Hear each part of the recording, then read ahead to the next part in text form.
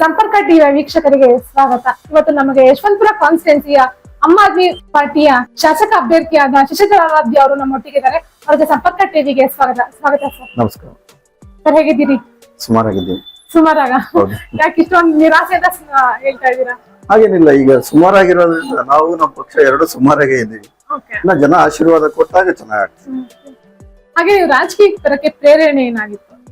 ನನ್ನ ಚಿಕ್ಕ ವಯಸ್ಸಿನಿಂದಲೂ ಒಂದು ಮನಸ್ಸು ಯಾವಾಗ್ಲೂ ಜನಸೇವೆಯ ಪರವಾಗಿ ಇದೆ. ಆ ಜನಸೇವೆಗೋಸ್ಕರ ನಾವು ರಾಜಕೀಯಕ್ಕೆ ಬರಬೇಕು ಅಂತ ಒಂದು ಹಾತೊರಿತಾ ಇದ್ದೆ.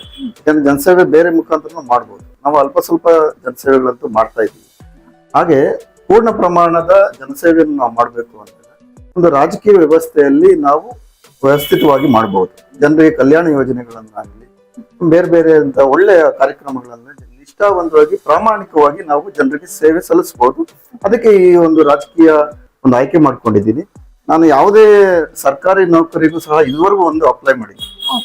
ನನ್ನ ಸುದೀರ್ಘ ಜೀವನದಲ್ಲಿ ಒಂದೇ ಒಂದು ವೃತ್ತಿಗೂ ಸಹ ನಾನು ಹೋಗಿಲ್ಲ. ನಾನು ಒಂದು ವ್ಯಾಪಾರಿ ಆಗ್ಬೇಕು, ಅದ್ರ ಮುಖಾಂತರ ಜನಸೇವೆ ಮಾಡ್ಕೊಂಡು ರಾಜಕಾರಣಿ ಆಗ್ಬೇಕು, ರಾಜಕಾರಣಿ ಮುಖಾಂತರ ಜನಸೇವೆ ಮಾಡ್ಬೇಕು ಅನ್ನೋದೇ ನನ್ನ ಧ್ಯೇಯೋದ್ದೇಶ.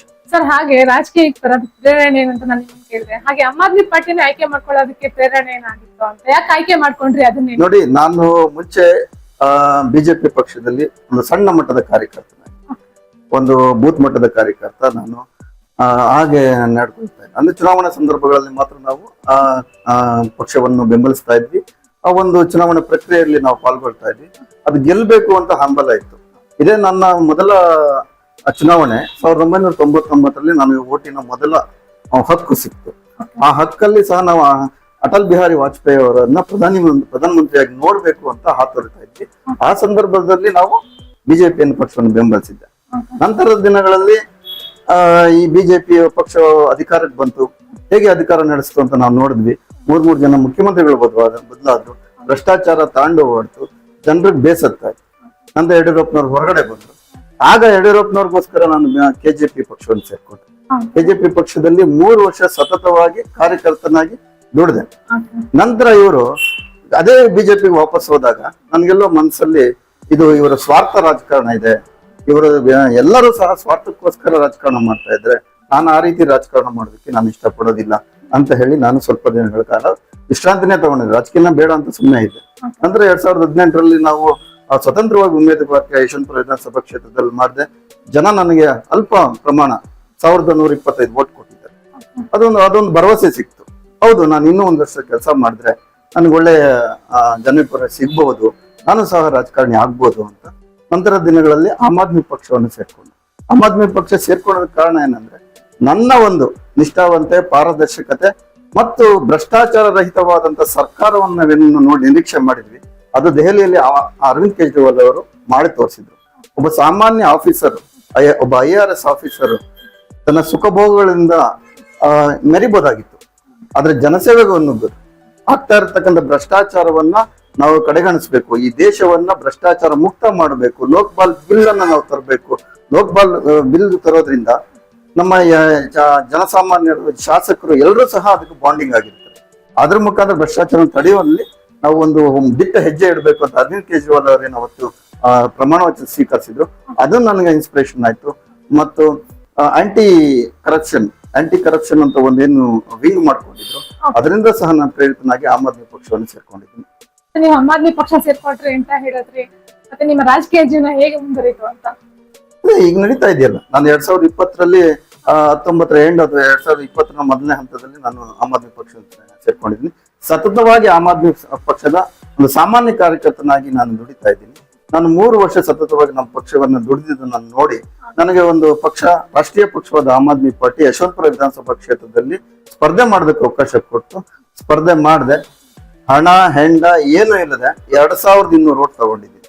ಅದು ನನ್ನ ಯಶಸ್ಸು ಅಂತ ನಾನು ಹೇಳ್ತೇನೆ. ಯಾಕಂದ್ರೆ ಈ ಕಾಲದಲ್ಲಿ ಇವರು 100 ಕೋಟಿ ಖರ್ಚು ಮಾಡತಕ್ಕಂಥ ಶಾಸಕರು, 50 ರಿಂದ 60 ಕೋಟಿ ಖರ್ಚು ಮಾಡತಕ್ಕಂಥ ಅಪೋಸಿಷನ್ ಪಾರ್ಟಿ, ಇಂಥದ್ರ ಜೊತೆಗೂ ಸಹ ಒಂದು 2200 ಜನ ಯಶವಂತಪುರ ವಿಧಾನಸಭಾ ಕ್ಷೇತ್ರದ ಪ್ರಾಮಾಣಿಕ ಮತದಾರ ಇದ್ದಾರೆ ಅನ್ನೋದು ನನಗೆ ಅರಿವಾಯ್ತು. ನಾನು ಇದನ್ನ ಮುಂದಕ್ಕೆ ತಗೊಂಡು ಹೋಗ್ತೀನಿ. ಮುಂದಿನ ಹಂತದಲ್ಲಿ ನೋಡೋಣ ಯಾವ ರೀತಿ ಜನರು ನನ್ನ ಕೈ ಹಿಡಿತಾರೆ, ಯಾವತ್ತು ಕೈ ಹಿಡಿತಾರೆ ಅಂತ ನಾನು ಕಾಯ್ತಾ ಇದ್ದೀನಿ. ಹಾಗೆ ನೀವು ಶಾಸಕರಾಗಿ ಏನೋ ಚುನಾವಣೆ ಸ್ಪರ್ಧೆ ಮಾಡಿದ್ರಿ, ಓಟು ತಗೊಂಡ್ರಿ, ಆದ್ರೆ ನಿಮ್ಗೆ ಅದು ಗೆಲುವು ಸಾಧಿಸಕ್ ಆಗ್ಲಿಲ್ಲ, ಕಷ್ಟ ಆಗಿತ್ತು. ಆದ್ರೆ ನೀವು ಅಕಸ್ಮಾತ್ ಏನಾದ್ರು ಗೆಲುವು ಸಾಧಿಸಿದ್ರೆ ನಿಮ್ಮ ಕಾನ್ಸ್ಟಿಟ್ಯೂನ್ಸಿ ಜನಗಳಿಗೆ ಯಾವ ರೀತಿ ನೀವು ಅವರಿಗೆ ಸೌಲಭ್ಯಗಳನ್ನ ದೊರಕಿಸ್ಕೊಡ್ತೀರಾ ಅಂತ? ನೋಡಿ, ಇದೊಂದು ಅಭಿವೃದ್ಧಿಶೀಲ ಒಂದು ಕಾನ್ಸ್ಟಿಟ್ಯೂನ್ಸಿ.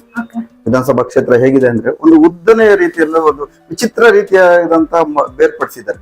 ಮುಂಚೆ ಉತ್ತರಹಳ್ಳಿ ವಿಧಾನಸಭಾ ಕ್ಷೇತ್ರ ಇತ್ತು, ಅದನ್ನ ಸರಳೀಕರಣಗೊಳಿಸಿ ಕಡಿತಗೊಳಿಸಿ ನಮ್ಮ ಕನಕಪುರ ರಸ್ತೆಯಿಂದ ಹಿಡಿದು ಸೋಮನಹಳ್ಳಿ, ನೆಲಗುಳಿ, ಇವತ್ತೇನು ಕಣ್ಮಿಣಿಕೆ ಅಂತ ಇಲ್ಲಿ ಬರುತ್ತೆ ಕುಂಬ್ಳಗೌಡ ಹತ್ರ ಹಿಡಿದು ಮತ್ತೆ ತಾವರೆಕೆರೆ ಹೋಬಳಿನ ತಗೊಂಡು ಮತ್ತೆ ದೊಡ್ಡ ಬಿದಿರುಕಲ್ಲುವರೆಗೂ, ಚಿಕ್ಕ ಬಿದಿರುಕಲ್ಲರ ನಮ್ಮ ಚಲನಚಿತ್ರ ನಟ ದೊಡ್ಡಣ್ಣ ಅವರ ಮನೆವರೆಗೂ ಸಹ ನಮ್ಮ ಕಾನ್ಸ್ಟಿಟ್ಯೂನ್ಸಿ ವಿಸ್ತಾರ ಇದೆ. ಈ ಕಾನ್ಸ್ಟಿಟ್ಯೂನ್ಸಿನಲ್ಲಿ ಮೂಲಭೂತ ಸೌಲಭ್ಯವನ್ನು ಒದಗಿಸೋದೇ ಒಂದು ದೊಡ್ಡ ಚಾಲೆಂಜ್. ಅದನ್ನ ನಮ್ಮ ಶಾಸಕರ ಈಗಿರತಕ್ಕಂತಹ, ಈಗಾಗಲೇ 4 ಬಾರಿ ಗೆದ್ದಿರ್ತಕ್ಕಂಥ ಶಾಸಕರಾಗ್ಲಿ, ಹಿಂದೆ ಶೋಭಾ ಕರಂದ್ಲಾಜೆ ಅವರು ಶಾಸಕಿಯಾಗಿದ್ದಾಗಲಿ ನೆರವೇರಿಸೋದಕ್ಕೆ ಆಗಿಲ್ಲ. ಜನ ಇನ್ನೂ ಅವ್ಯವಸ್ಥೆಯಲ್ಲೇ ಆಗರವಾಗಿ ನೋಡ್ತಾ ಇದ್ರು. ಸರಿಯಾದ ಸ್ಯಾನಿಟರಿ ಸಿಸ್ಟಮ್ ಇಲ್ಲ, ಸರಿಯಾದ ರಸ್ತೆಗಳಿಲ್ಲ, ರಸ್ತೆಗಳೆಲ್ಲ ರಸ್ತೆ ಗುಂಡಿಗಳಾಗಿದೆ.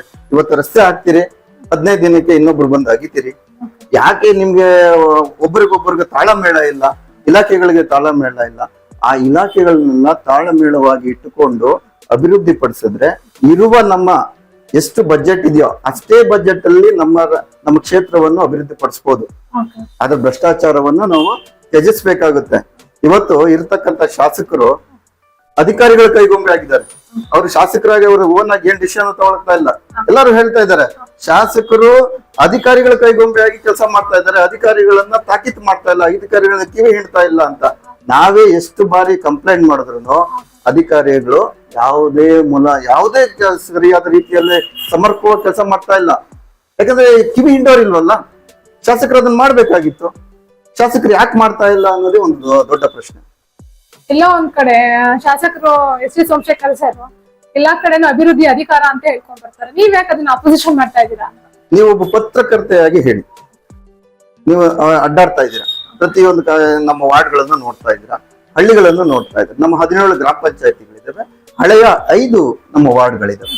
ನೀವು ಎಲ್ಲಾದ್ರೂ ಸರಿಯಾದ ರೀತಿಯಾದ ಸಮರ್ಪಕವಾದ ರಸ್ತೆ ಇದೆಯಾ? ಒಳಚರಂಡಿ ಸರಿಯಾಗಿ ಕೆಲಸ ಮಾಡ್ತಾ ಇದ್ದಾವ? ಪ್ರತಿಯೊಂದು ಒಳಚರಂಡಿಗಳು ಸಮಸ್ಯೆಗಳಿಂದ ಇದಾವೆ. ಹೇಳಿದ್ರೆ ಇದನ್ನು ಹೊಸದ್ರಲ್ಲಿ ಮಾಡ್ತೀವಿ, ಮುಂದಿನ ವರ್ಷ ಮಾಡ್ತೀವಿ, ಇದು ಆಗಿರ್ಲಿಲ್ಲ, ನಮಗೆ ಇಷ್ಟು ಮನೆಗಳಾಗಿತ್ತು, ಇವಾಗ ಮನೆಗಳು ಹೆಚ್ಚಾದ್ವು, ಇನ್ನೊಂದು ಮತ್ತೊಂದು ಹೇಳಿಕೆಗಳನ್ನೇ ಕೊಡ್ತಾ ಇದ್ರ. ಇದೊಂದು ನೋಡಿ, ನಮ್ಮ ಜ್ಞಾನ ಭಾರತಿ ಲೇಔಟ್ ಅಂತ ಒಂದು ಅತ್ಯುತ್ತಮವಾದಂತಹ ಅಭಿವೃದ್ಧಿ ಪಡಿಸಿರ್ತಕ್ಕಂಥ ಬಿಡಿಎ ಲೇಔಟ್. ನಂತರ ನಮ್ಮ ವಿಶ್ವೇಶ್ವರ ಲೇಔಟ್ ಅಂತದ್ದು ಅಭಿವೃದ್ಧಿ ಪಡಿಸಿರ್ತಕ್ಕಂಥ ಬಿಡಿಎ ಲೇಔಟ್. ಎಂಗೆಪುರ ಬನಶಂಕರಿ 6 ಸ್ಟೇಜ್ ಅಭಿವೃದ್ಧಿ ಪಡಿಸಿರ್ತಕ್ಕಂಥ ಲೇಔಟ್. ಇಂತಹ ಲೇಔಟ್ ಗಳನ್ನು ಇಟ್ಕೊಂಡು ಅಭಿವೃದ್ಧಿ ನೀವು ಸರಿಯಾದ ಸೌಲಭ್ಯಗಳನ್ನು ಕೊಡಕ್ ಆಗ್ತಾ ಇಲ್ವಲ್ಲ. ನೀವು ಹಳ್ಳಿಗಳನ್ನೇ ಹೇಗೆ ಅಭಿವೃದ್ಧಿ ಪಡಿಸ್ತೀರಾ? ಏಕಾಏಕಿ ಹಳ್ಳಿಗಳಲ್ಲಿ ದೊಡ್ಡ ನಗರ ಆಗ್ಬಿಟ್ಟಿದ್ರೆ ನೀವು ಹೇಳ್ಬೋದಾಗಿತ್ತು ಅಭಿವೃದ್ಧಿ ಸಾಕಾಗ್ತಾ ಇಲ್ಲ. ನೀವು ಅಭಿವೃದ್ಧಿ ಜೊತೆಗೆ ಇಲ್ಲ ಭ್ರಷ್ಟಾಚಾರ ಮಾಡಿದೀರಾ. ನೀವು ಅಭಿವೃದ್ಧಿ ಹೆಸರಲ್ಲಿ ಭ್ರಷ್ಟಾಚಾರ ಮಾಡಿದೀವಿ ಅಂತ ನಾವ್ ಸಮರ್ಥನೆ ಮಾಡ್ಕೋತೀರಾ? ನೋಡಿ, ಎಲ್ಲಾದ್ರಲ್ಲೂ 40% ಕಮಿಷನ್ ಅಂತ ನೀವೇ ಹೇಳ್ತಾ ದೊಡ್ಡ ವಿಚಾರ, ಅದನ್ನ ಸಮರ್ಥನೆ ಮಾಡ್ಕೊಳ್ಳೋದು ದೊಡ್ಡ ವಿಚಾರ ಅಲ್ವಾ? ಎಲ್ಲಾದ್ರಲ್ಲೂ ನೋಡೋಣ ಬನ್ನಿ. ನೀವ್ ಎಲ್ಲ ರಸ್ತೆ ಮಾಡಿದಿರಿ. ನಾವ್ ಈಗ ಮೊನ್ನೆ ಒಂದು ಕಂಪ್ಲೇಂಟ್ ಮಾಡಿದ್ವಿ, ಉಳ್ಳಾಳ ಉಪನಗರದಲ್ಲಿ 4 ಕೋಟಿಯ ಒಂದು ರಸ್ತೆಯನ್ನು ಮಾಡಿದ್ರಿ. ಯಾರೋ ನಿಮ್ಮದೇ ಒಬ್ಬ ಬೆಂಬಲಿಗ ಅದನ್ನ ಕೆಲಸ ಮಾಡಿದ್ದಾರೆ. ಹ್ಯಾಬಿಟೇಟ್ ಸೆಂಟರ್ ನಲ್ಲಿ ಹಾಕಿ ಮಾಡಿದಿರತಕ್ಕಂಥದ್ದು ಒಂದು ಕಾಂಕ್ರೀಟ್ ರಸ್ತೆ 6 ಇಂಚ್ ಮಿನಿಮಮ್ 6 ಇಂಚ್ ಹಾಕ್ಬೇಕು. ಅದ್ರ ಕೆಳಗಡೆ ಎಕ್ಸ್ಕವೇಷನ್ ಮಾಡ್ಬೇಕು, ಮಣ್ಣನ್ನು ಹಾಕ್ಬೇಕು, ಮತ್ತೆ 40 mm ಜಲ್ಲಿಯನ್ನು ಹಾಕ್ಬೇಕು. ಏನು ಮಾಡ್ಲಿಲ್ಲ, ಹೋದ ಎಳೆದ 2 ಇಂಚ್ ಹಾಕ್ಬಿಟ್ಟು ಬಂದಿದ್ದಾನೆ. ಇವತ್ತು ಟೆಸ್ಟ್ ಮಾಡ್ಬೋದು. ನಾವೇ ಅದನ್ನ ಕಂಪ್ಲೇಂಟ್ ಮಾಡ್ತಾ ಇದ್ದೀವಿ. ಅದು ದಾಖಲೆಗಳನ್ನು ತೆಗೆದಕ್ಕೆ ಪ್ರಯತ್ನ ಮಾಡಿ ದಾಖಲೆಯನ್ನು ಕಳ್ಳಾಟ ಮಾಡ್ತಾ ಇದ್ದಾರೆ, ದಾಖಲೆ ಕೊಡೋದು ಕಳ್ಳಾಟ ಮಾಡ್ತಾ ಇದ್ದಾರೆ. ಕೊಡದೇ ರೀತಿನಲ್ಲಿ ನಮ್ಮ ಶಾಸಕರು ಅವ್ರನ್ನ ನಿರ್ಬಂಧ ಹೇರ್ತಾ ಇದ್ದಾರೆ. ಇದನ್ನ ಹೇಗೆ ಹೇಳ್ತೀರಾ ಅಭಿವೃದ್ಧಿ ಅಂತ? ನೀವು ಹಣ ಅಭಿವೃದ್ಧಿ ಮಾಡಿಲ್ಲ ಅಂತ ಹೇಳ್ತಿದ್ದೀರಾ. ಅಭಿವೃದ್ಧಿ ಹೆಸರಲ್ಲಿ ಲೂಟಿ ಮಾಡಿದ್ದೀರಿ. ನಿಮ್ಮ ಮನೆ ಮಠಗಳನ್ನ ಬೆಳೆಸ್ಕೊಂಡಿದ್ದೀರಿ, ಶಾಲೆಗಳನ್ನ ಕಟ್ಕೊಂತಾ ಇದ್ದೀರಾ. ಇನ್ನೂ ಒಂದು ಈ ವರ್ಷನ ನಿಮ್ ಮುಂದಿನ ಇನ್ನೊಂದು 2-3 ವರ್ಷದಲ್ಲಿ ಇನ್ನೊಂದು 10 ಶಾಲೆಗಳನ್ನ ನೀವು ತೆರಿತೀರಾ.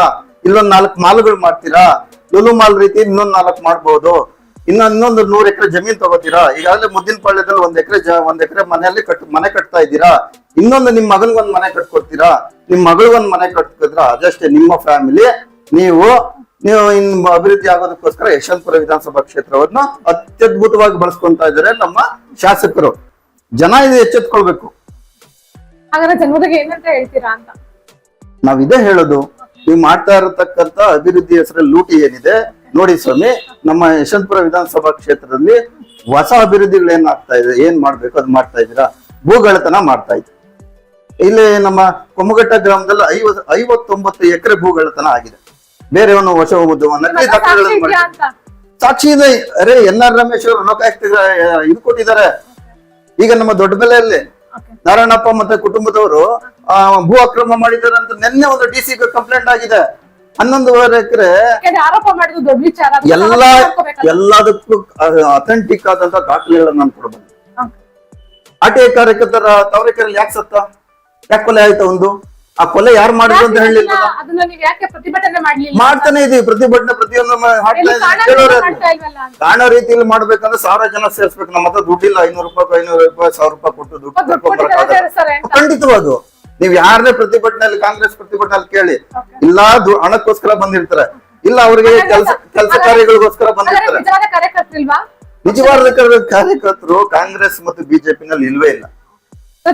ಎಲ್ಲ ಹಣಕ್ಕೋಸ್ಕರ, ಹಣ ಮಾಡೋದಕ್ಕೋಸ್ಕರ ಇರ್ತಕ್ಕಂಥ ಕಾರ್ಯಕರ್ತರು ಅಲ್ಲಿ ಕೆಲವೇ ಅಲ್ಪ ಸ್ವಲ್ಪ ಕಾರ್ಯಕರ್ತರು ಇರ್ಬೋದು. ಅವ್ರ ಪಕ್ಷಕ್ಕೋಸ್ಕರ, ಪಕ್ಷದ ಸಿದ್ಧಾಂತಕ್ಕೋಸ್ಕರ ಕೆಲಸ ಮಾಡೋರು ಇರ್ಬೋದು.